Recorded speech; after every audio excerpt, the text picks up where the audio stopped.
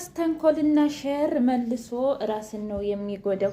እንግዲህ ሳሮን ሂጄ በሩን ልዝጋባት እንዳትመለስ መሄጃ የሌላት ልጅ እያለች ህይወት ላይ እንደዚህ ቁም ስቅሏን ስታሰቃያት ሂዳ በሩን ለመዝጋት ስትሄድ ነጠረች ማለት ነው። አንዳንዴ በሰው ላይ የምንሰራው ክፋት እኛ ላይ የሚደርስብን አይመስልም ለጊዜው ማለት ነው። ነገር ግን እሷ እንግዲህ ያውም ድንጋይ ላይ ፈረጠች። የእውነት የሳሮን ውሸት ቅጥፍና እንዴት በዚህ ልክ እንዴት በጣም ነው የሚደብረው የሚያስጠላው ማለት ነው። እያስመሰለች ነው አውቃ እንግዲህ ደም እየቀባች አፍንጫዋን ሳትታመም በጭንቀት እንደታመመች። ምክንያቱም አሁን ሁሉም ላይ ነቅተውባታል። ሳሚም ወንድሟም እህቷም እንዲሁም ደግሞ ህይወትም መጥፎ ሰው እንደሆነች ስለደረሱባት እሷ ደግሞ ያንን ነገር ለመሸፋፈን እና እሷ እንደ መልአክ ህዊ ግን እንደ ሰይጣን ለማስመሰል እየሞከረች ትገኛለች። ነገር ግን እየተሳካላት አይደለም ማለት ነው። ወንድሟ ራሱ እኔ እኮ ህዊ አንቺ ስላለሽ ነው እዚህ ቤት የተቀመጥኩት እንጂ ወደ እናቴ ጋር እመለሳለሁ እሄዳለሁ። እንዴት እንደዚህ ታደርጊያለሽ? እኔ ማናለኝ?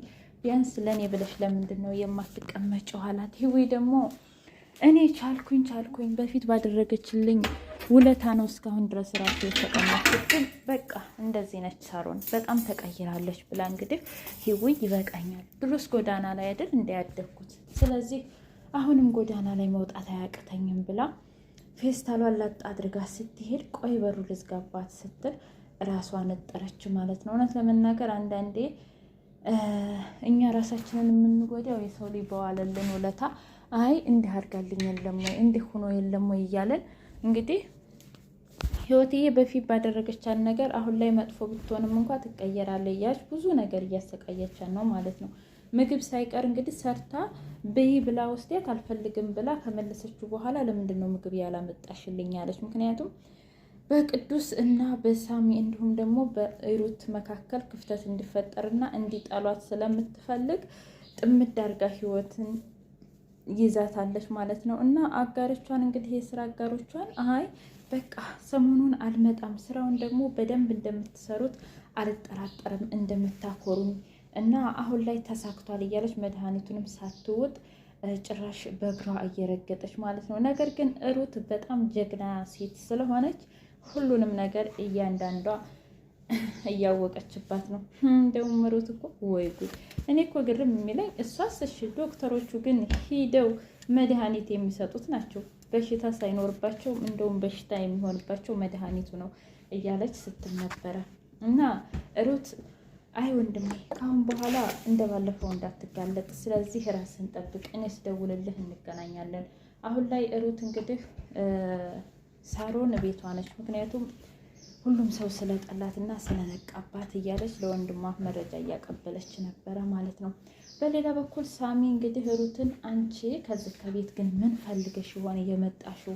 እኔ ሳሚ አይደለሁም፣ ሁሉንም ነገር እያንዳንዶች የተጋረደብሽን ጭንግል እኔ ገልጠዋለሁ እያለ ተያይዟታል ማለት ነው። እሷም ደግሞ ተያይዘዋለች። ቆይ አንተ እንደው ሚስትህ ታማ እንደዚህ እሷን መንከባከብ ሲገባ አንተ ግን ውጭ ለውጭ ትላለህ እያለች ሄዶትም እንደገና ደግሞ ቅዱስም ቢሆን ወይ ጉድ ዘቦት ይላል አሉ። አይ እንዲህ ማለት ወፍራም ነህ ማለት ፈልገህ ነው? እስኪ ንገረኝ። ከእያንዳንዱ ሰው ጀርባ የሆነ ነገር አለው። አንተም እንተ ያኔ እኔን ስትወቅሰኝ አንተ አሁንም ገጠር አግብተህ እንደነበረ ሰማሁኝ አለው። አረፍህን ዝጋ፣ ዝም በል። እንደውም የሰጠ ሰው መረጃ በጣም ተሳስቷል አለው። በምንድን ነው የተሳሳተው? አግብተህ ነበር ሲለው አይ እኔ አግብቼ ነበረው፣ በእርግጥ እኔ አላፈቅራትም አልወዳትም፣ ነገር ግን ራሴን አጠፋለሁ ስትል ቤተሰቦቿ ደግሞ መተው እግሬ ስር ወድቀው ሲያለቅሱብኝ በቃ እንደዛ ከሆነ ቢያንስ ቀለበት አሰርልኝ ብላኝ ቀለበቱን አስሬ ተለያየን። ቆይ ምን ማለት ፈልገህ ነው? እኔ እንዳንተ አይደለሁም እያለ ሳሚን እና ቅዱስ እንግዲህ በጣም ሲከራከሩና ሲጣሉ ነበረ ማለት ነው። ዳዊት የእውነት በጣም ያሳዝናል ማለት ነው። ዳዊት እንግዲህ ታውቂያለሽ አንቺን ያገባ የታደለ ነው እያለ ሲያመሰግናት ነበር ህዊን ማለት ስትለው እንዴ በሆነ ነገር እኮ ተናዶ ቢመጣ እንዴት እንደምታረጋጊና እንዴት ሀሳብ እንደምትሰጭ ብቻ ትለያለሽ። ቁንጅናሽ ደግሞ በለው አንቺ ነሽ ታማሚ የምትመስሉ፣ በጣም አምሮብሻል እያለ የጀነጀናል። ሰላም ውድና የተከበራችሁ የቻናሌ ቤተሰቦች እንዴት ናቸው? ሁሉ ሰላም፣ ሁሉ መልካም። እኔ እግዚአብሔር የተመሰገነ ይሁን ሰላም ነኝ። ለዚህ ቻናል አዲስ የሆናችሁ ሰብስክራይብ በማድረግ ቤተሰብ የሆኑ ነበር ቤተሰቦች ደግሞ ስለምትከታተሉኝ ከልብ አመሰግናለሁ። የህይወት መንገድ እንደቀጠለ ይገኛል። እንግዲህ የሳሩን ክፋት አሁንም ቀጥሏል ማለት ነው። ጭራሽ አሁንማ አሞኛል እያለች ውሸቷን እያስመሰለች ነው። ሐኪም ቤት ውሰዱኝ ብላ ለዶክተሮቹ ጭንቀት እንዳለባትና ማንም ሰው እንደማያጨናንቃት ንገርልኝ ብላ ዶክተሩ ደግሞ ያንን ማስረጃ እንግዲህ ለልጆቹ ስለነገራቸው ዳዊትም ህዊ ጋር ሄዶ ታውቂያለሽ፣ እኔ በጣም ተናድጄባታለሁ በእህቴ። እንዴት እህቴ እንደዚህ ትሆናለች? እንዴት እንደዚህ አውሬ ትሆናለች ሲል ከዛም በኋላ ዳዊት ተረጋጋ፣ በቃ አንዳንዴ እኮ ህይወት እንደዚህ ነው ስትለው፣ አይ እኔ በፍጹም እህቴን አላውቃትም ነበር ማለት ነው። እንዴት እንደዚህ ታደርጊያለሽ? ታውቂያለሽ እንደዚህ ታማ እንኳ በጣም ታበሳጨኛለች ሲል፣ አይ ምንም ቢሆን እኮ እህትህ ናት፣ ልትንከባከባት ብዙ ነገር ልታደርግላት ይገባል። በቃ ይቅር አድርግላት፣ ይቅርታ አድርግላት። ደግሞስ ሁሉን ነገር ከፍለህ የለ እንዴ? ማለቴ በጥፊ መታሃታል፣ እሱ ራሱ እኮ በቂ ነው አለችው።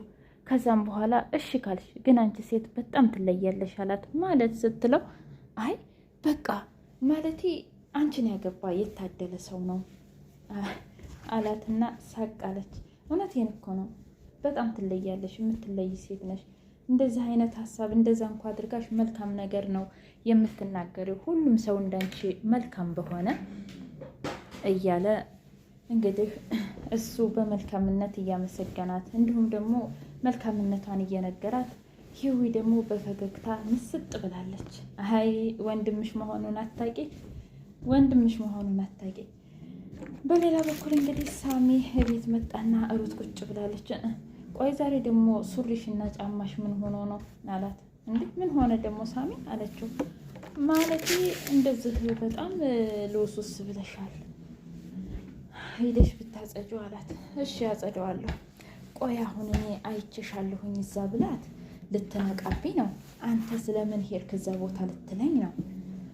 ምን አባቴ ላድርግ እያለ በጣም እያሰበ ነበረ ማለት ነው። ከእንደገና ደግሞ ዝም ብላት ይሻላል እንዴ?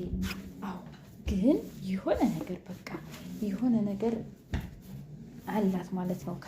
ቆይ ከኛ ቤተሰብ እና ከኛ ቤት ምንድን ነው የምትፈልገው ግን ይችላል እያለ ከራሱ ጋር እንትን እያለ ነው። ከዛም በኋላ በቃ ሂጂና አስጁ አላት። እሺ እኔ እኮ የሆነ ጓደኛዬ እኮ ህንፃ እያሰራች እዛ ሂጄ ነበረ አለችው። ከዛም በኋላ እሺ ይሁን ለማንኛውም እያለ እንግዲህ ከዛ ዳዊትና ሳሚ መቼም ሁሌ እንድተያያዙ ነው ታውቃለህ። እንደዛ መልአክ ሲያጫውትና እኔ ላይ ስትጮህ የራስ ድብቅ ማንነት እኮ ወጣ ሲለው፣ ተረጋጋ፣ እኔ እንዳንተ አይደለሁም፣ ቢያንስ እኔ እንዳንተ የሰው ህይወት አላበላሽሁም ማለት። ኧረ እባክህ ቆይ ለምንድን ነው የማይዋጣልን ግን? ለምን አይዋጣልን? ውጭ እንውጣና ሲል ከዛ ሳሩን ብድጋ ላይና አሁንስ በቃችሁ፣ እኔ በጣም አስጠለታችሁኛል። በቃ እናንተ ሁሌ ጭቅጭቅ ነው፣ ከጭቅጭቅ ውጭ አታውቁም ማለት ነው ሌላ ነገር ብላ ላጥ ብላ ሄደች። ከዛ ዳዊት አየህ ምን ያህል የእህቴ ልብ እንደሰበርከው አንተ። ሲጀመር አሁን ከእህቴ ጎን መሆን ነበረብህ እንጂ ከኔ ጋር መጨቃጨቅ ነበረብህ እንዳለው። እሷ እንግዲህ የእኔ ሚስት ሳሮን በጣም ራሷን የምትንከባከብና ጠንካራ ሚስት ነች አለችኝ። ስለዚህ የኔን ድጋፍ አትፈልግም እያለ ሲነግረው ነበር። ከዛም በኋላ እንግዲህ ሳሮንና ሳሚ በግላጭ ሲገናኙ እኔ ምልሽ አሁን ደህና ነሽ ሲላት፣ እንዴ ቆይ አንተ ግን ምንም አይመስልህም? በቃ ማለት አላደል እስኪ አሁን ያምሻል፣ በቃ እንተወን እባክህ ሳሚ አለችው። አይ ልንገርሽ፣ ያው በእርግጥ አሁንም እኮ እኔ ያልሰራሁትን ነገር እንደሰራች እያስመሰላችሁ እኔን እየተጨቃጨቃችሁ ይሄው እንደዚህ አደረጋችሁኝ አለች። አይ እሱን እንኳ ለማንኛውም ዳኒና በኋላ እንነጋገርበታለን ሲላት፣ ራሴን አመመኝ ብላ ማስመሰል ጀመረች። ከዛም በኋላ ሳሚ ቆይ ግን አንተ አትረጋጋም? ለወሬ ምን አስቸኮለህ? ትዳን ከዛ በኋላ ሁሉንም ነገር ትጠይቃታለህ እያለ ከራሱ ጋር ሲያያዝ ነበረ።